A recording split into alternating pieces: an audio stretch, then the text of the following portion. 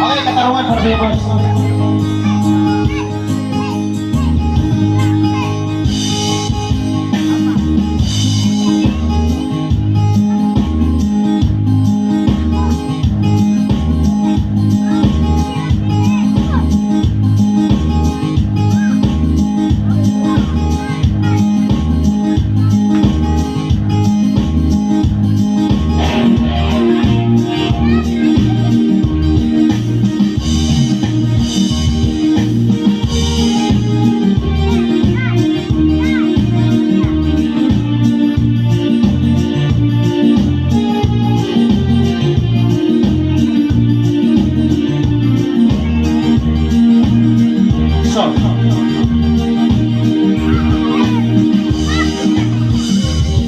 Sa isang tubuhan na gano'y may taong na nag-umiiyak. Ang tanong niya sa sanili ay mabilis na nagliwanag. Malayo ang iniisip at nakakulong niya magparang. Bakit mo sana lulusan sa kasalanan di niya ginawa? Kahapon lamang ay kapiling niya kanyang asawa at anak. Namumuhay ng tahimik sa isang munting tahanan may tuwa.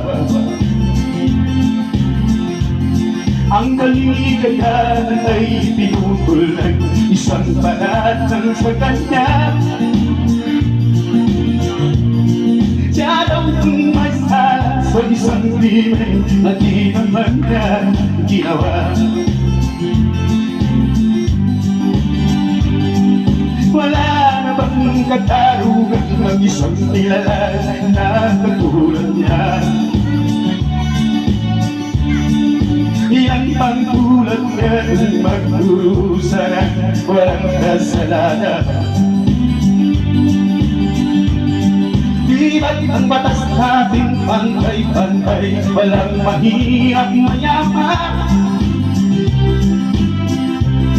Bakit marami ang nagdurusang mga walang kasalanan?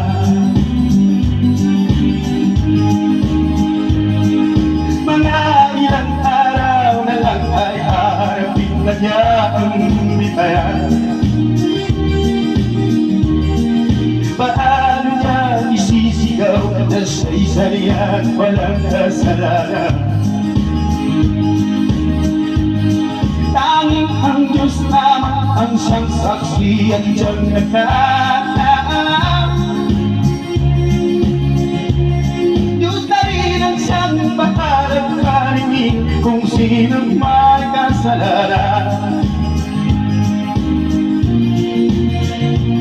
Dumating na ang araw na harapin na niya ang kanyang kamatayan. Sa isang tubuhang paganan na idami ng buhay na tinutang. O ang batas ng tao kung minsan ay di mo maintindihan.